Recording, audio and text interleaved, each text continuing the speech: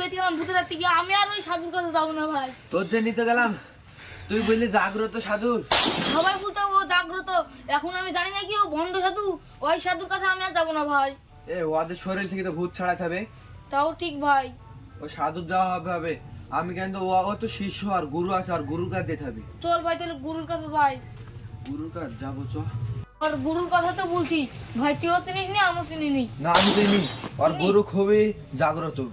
জাগ্রত কেন তো ও এমন দিনে কাজ করে না, ও নিশি রাত্রে ছাড়া কাজ করে না। এমনি কদিন ধরে ভূতের ভাই, আবার রাত 12টা সন্ধ্যেবেলা হলে যাইতে পারতাম ভাই, রাত 12টা যাইতে ও পারতাম কিছু হবে না, নিশি রাত্রে আমি আর দুজনে যাবো, কিছু হবে না, দরকার হয় আগুন নিয়ে যাবো চ। তুই বলতে বললি ভাই যাইছি কাম তো।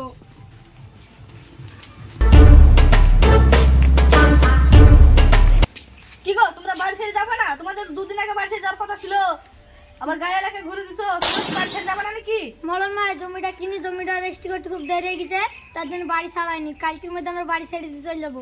তোমাদের 3 দিনের জায়গা 5 দিন আছে, তোমরা যে এবার যদি না যাও তাহলে কিন্তু তোমাদের ঘাট ধাক্কা দিয়ে বাড়ি থেকে বের করে দেবো। মলন ভাই আমাদের ক্ষমা করে দেন, আমরা কালকের মধ্যে বাড়ি ছেড়ে দেবো। ঠিক আছে, তোমরা 2 দিন দেরি করলে ওই দিন তোমরা আর গাড়ি পাবা না, পাইলে হেঁটে যাবা।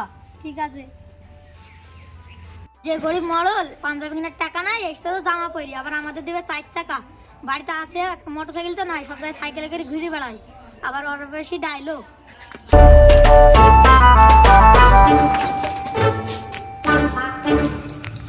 তোর ভাই জায়গাটি 12টা আবার বেজে আসলো মনে হয়। দেখ দিন ভাই কটা বাজে।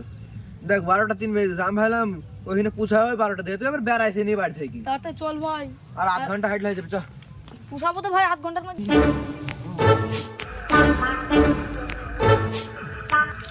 আমার 10 বছর পরে আমার ধ্যান পূর্ণ হলো। আজকে কি সুন্দর লাগছে পৃথিবীটা।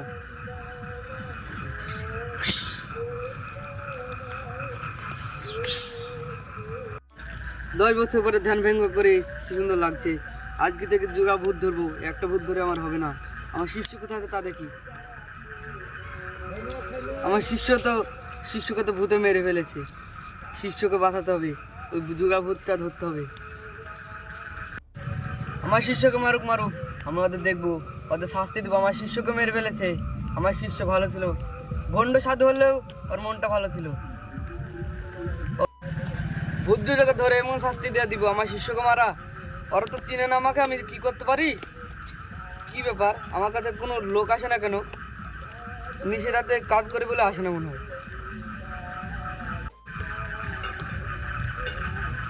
ওই তো ভাই সাধু বাবা ধ্যান করছে।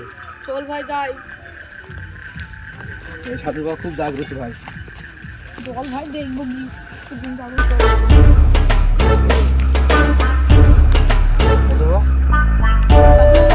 সাধু বাবা, ও সাধু বাবা। কর, তোরা কি জন্য সামনে জানিস? কি জানি সাধু বাবা?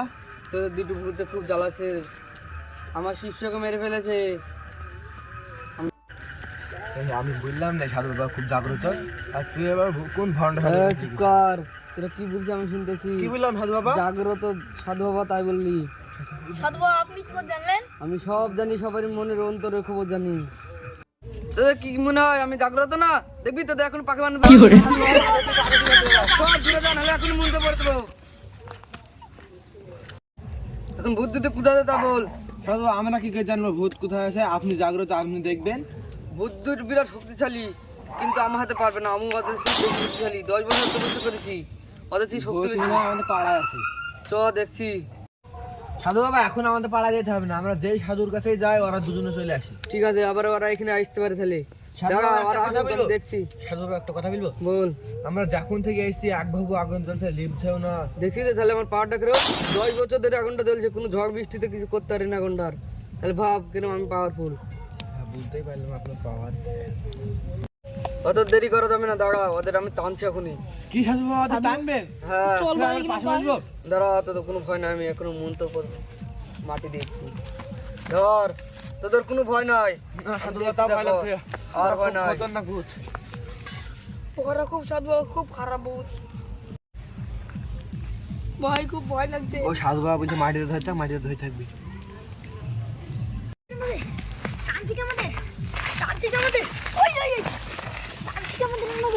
সাধু বাবা শান্ত। তুই এর আমাদের এরকম ভাবে টানছিস? বেশি তুই করবি না, চুপচাপ। তুই আমাদের তাহলে ট্রেন লাগছিস, তুই জানিস আমরা কে?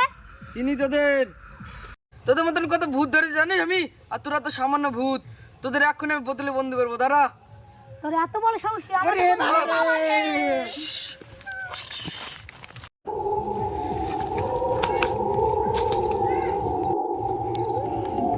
তোর এতই বড় সাহস, তুই আমার গায়ে মন্ত্র পড়া মাটি দিলি? সাধু বাবা কি ব্যাপার, আগুন লেগে গেল রে? এখানে কোনো দুষ্ট আত্মা আসলে এরকম হয়। সাধু দুষ্ট থাকে। এই যে দেখতেছি না দুধ না, সাধু বাবা ভয় লাগছে। তুই কি করবি? তোর গায়ে মন্ত্র পড়া মাটি দিয়েছি তো। তুই দেখতে যাস তোর কি করতে পারি।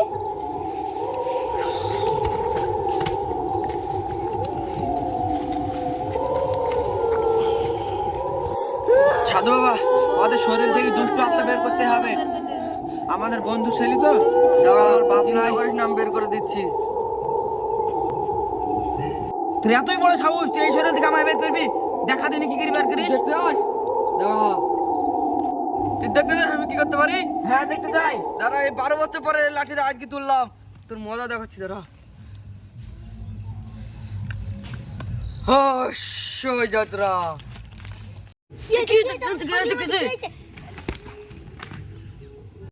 সাধু বাবা, আপনার কি বিশাল ট্যালেন্ট।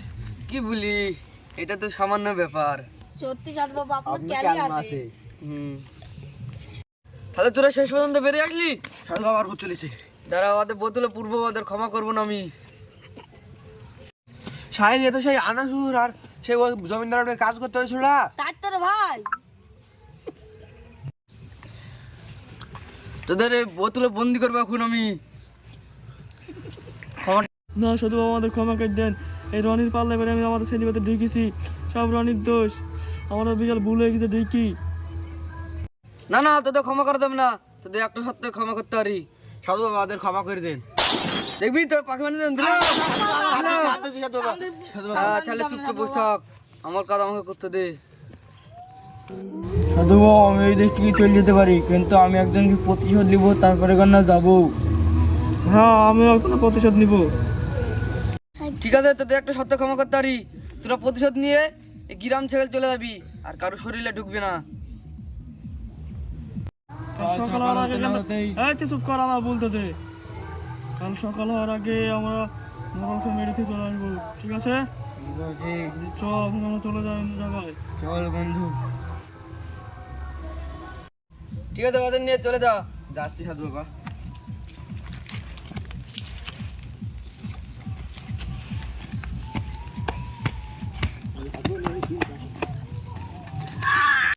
ঠিক আছে, আমার প্রতিশোধ নেওয়া হলো আমার শিষ্যর, এবার ধ্যানে বসে আমি। ও বাড়িটা ভালোই করলাম, বিল্ডিং বাড়ি, এখন কিন্তু ভাড়া দিব আর টাকা কামাবো। এত টাকা আমি থুবো কোথায়? দরকার আরো জমি কিনবো, দিয়ে এরকম বিল্ডিং বানাবো, টাকা টাকা হবে।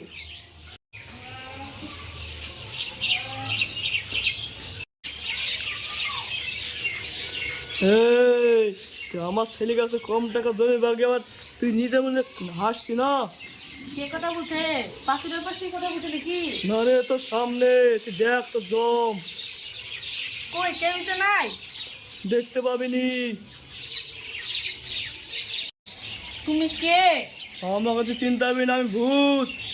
ভূত? ভূত ভাই তোমার নাম কি? তুই চিনতে পারছিনি? আমার নাম আনিসুর। আনাসুর? ও আনাসুর ভাই।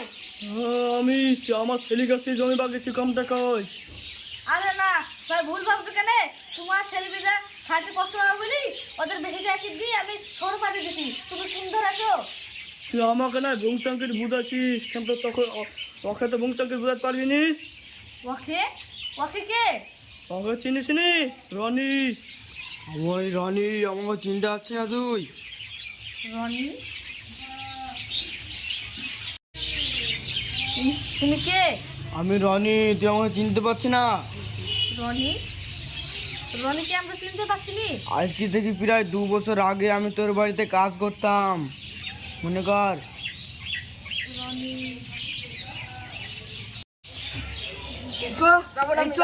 বড় মশা আছে নাকি বাড়িতে? কে আসলো এখন আবার? কি হয়েছে আর একে ধরে আসো কেন? এ তো আমার বাড়িতে কাজ করে। চুরি গেছে। এ কি চুরি করলো? এ তো আমাদের তুই এক্ষুনি বাড়ি গেল। মোড়ল মশাই, হ্যাঁ আপনার বাড়ি কাজ করে, তাও আমার ফসল চুরি করছে। মোড়ল মশাই আগে শাস্তি দেন। ঠিক আছে দাঁড়াও, চেয়ারটা আসি।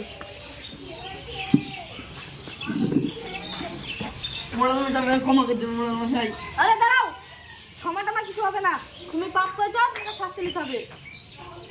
এ আমার বাড়িতে কাজ করে, তার তো টাকার অভাব, একে এমন শাস্তি দিব আর জীবনকার মতন মনে থাকবে। একে এমন ভয়ঙ্কর শাস্তি দিব আর জীবনকার মতন চুরি করা বেড়ে যাবে। পাড়ার কারোর হিম্মত হবে না যে চুরি করা। মোড়ল মশাই ক্ষমা করে দেন। মোড়ল হ্যাঁ, তোর কোন ক্ষমা হবে না, সর। চুরি করে আবার ক্ষমা চাইতে এসে এখানে। তুমি আর আমার বাড়ির যে কটা চাকর থাকবে সবাইকে লিবা, দু অক্ষে গিয়ে আমার কুসুরবে বেনি থাকবা। আইলে হয় ছেলে খাবে নাহলে ভূতে খাবে, দুদিন ওকে থাকবা। আর চুরি করে আমি বের করছি। হ্যাঁ শুনেছে রনি ভাই, তুমি ক্ষমা করে দাও। তুমি পা কোথায়? কি ক্ষমা? ক্ষমা করে যাবে না গো। ধর তো, ধর তো, ধর ধর। আমার ক্ষমা করে দাও।